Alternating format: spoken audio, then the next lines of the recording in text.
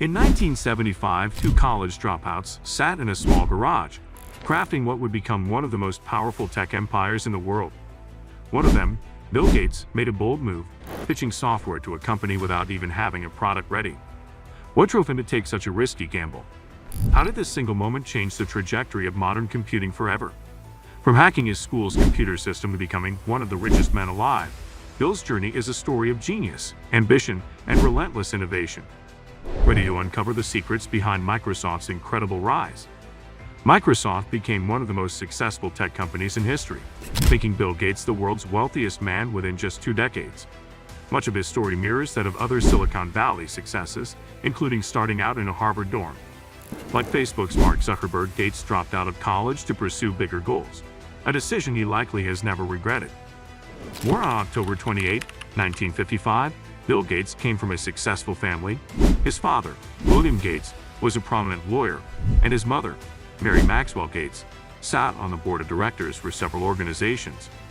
Bill showed an early love for reading, and his intellectual abilities were evident from a young age. But it wasn't just talent that fueled his rise. It was also a stroke of luck.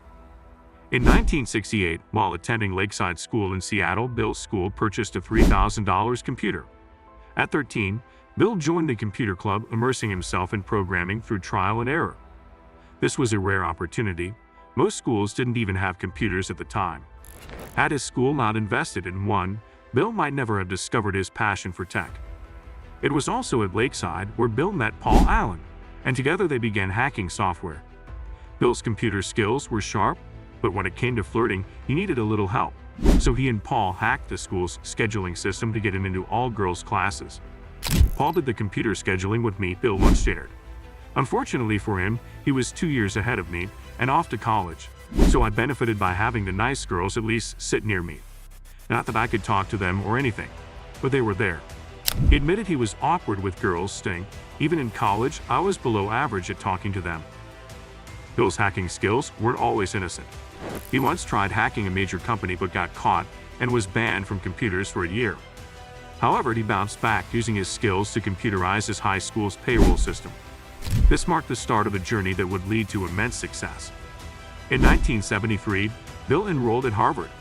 His parents hoped he'd follow in his father's footsteps and become a lawyer, but Bill realized law wasn't his passion.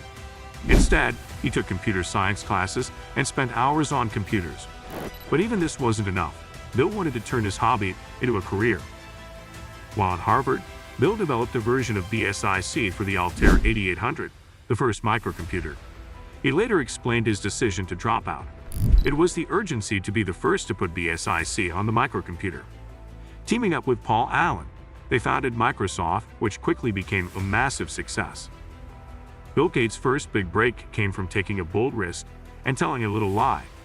In 1975, Paul Allen read about the Altair 8800 and recognized that as computers became more affordable, selling software for them would be lucrative. BSIC, a popular programming language for large computers, had potential for adaptation to microccomputers. Bill contacted Altair's inventor Ed Roberts, claiming they were developing an interpreter for his microcomputer and offering to demonstrate it. Ed agreed, but there was a problem. The duo had neither an interpreter nor an Altair system. Undeterred, they worked quickly, developed the software, impressed Ed, and made their first sale. Not only did Ed distribute their interpreter, but he also hired Bill and Paul to maintain and improve it. Emboldened by this success, Bill officially dropped out of Harvard, and in April 1975, Paul founded Microsoft. By 1978, the company's sales exceeded $1 million. Microsoft's trajectory skyrocketed in 1980 when IBM, the leading computer supplier, approached them to create an operating system for their upcoming personal computer, the IBM PC. The duo delivered PC-DOS, which they licensed for a one-time fee of $50,000. This collaboration revolutionized the computer industry and cemented Microsoft's influence over the growing microcomputer market. Bill's risky bluff paved the way for immense success, showing that sometimes pushing beyond your limits can lead to extraordinary achievements. Microsoft's operating system, MS-DOS, quickly became a standard, with other computer companies relying on it. Although Microsoft's independence strained its relationship with IBM, Bill Gates strategically positioned the company to keep IBM dependent on its software. Around this time, Paul Allen left Microsoft after being diagnosed with Hodgkin's lymphoma, leaving Bill as the sole founder. Bill, ever the visionary, recognized that MSDOs lacked a graphical interface and began advocating for graphical operating systems. Despite skepticism from computer companies, he pushed ahead and started developing Windows in 1983. In 1984, Apple's Macintosh became the first commercially successful computer with a graphical user interface, proving Bill's vision right. Microsoft launched Windows 1.0 in 1985, just a year after the Mac's success, showcasing the importance of acting on revolutionary ideas even when others doubt them. In 1986, Microsoft went public at $21 a share, raising $61 million. By the late 1980s, the company had become one of the most profitable in history, and Bill's fortune soared as Microsoft's largest shareholder. By 1996, Microsoft's net income surpassed $2 billion. Bill's ability to recognize trends, such as the growing importance of the Internet, ensured Microsoft remained a dominant force in the tech industry. In 1995, Bill Gates wrote a memo declaring, "The Internet is a tidal wave. It changes the rules. It is an incredible opportunity as well as an incredible challenge." He urged his team to align with Microsoft's mission, knowing that sharing a vision fosters engagement and trust. The Internet had brought a global paradigm shift, but Bill was preparing for even bigger changes. After building Microsoft from the ground up, Bill stepped down as CEO to focus on philanthropy. Along with his then wife Melinda, he founded the Bill and Melinda Gates Foundation to improve global health, reduce poverty, and expand education.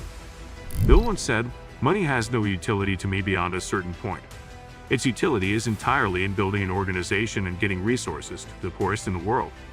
Initially, their efforts were widely praised, with the couple being hailed as some of the most generous people in the world. However, criticism grew over time.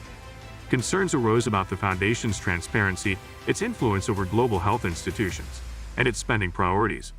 During the COVID-19 pandemic, Bill faced backlash for opposing the sharing of vaccine patents with developing countries, citing security and cost concerns. Critics pointed to the foundation's significant profits during the pandemic, raising questions about its motives. In a 2015 TED Talk, Bill Gates warned of an impending pandemic, stating it could kill over 30 million people within 6 months if the world wasn't prepared. He emphasized the need to prepare for pandemics like we prepare for war. When COVID-19 struck, many viewed it as an "I told you so" moment.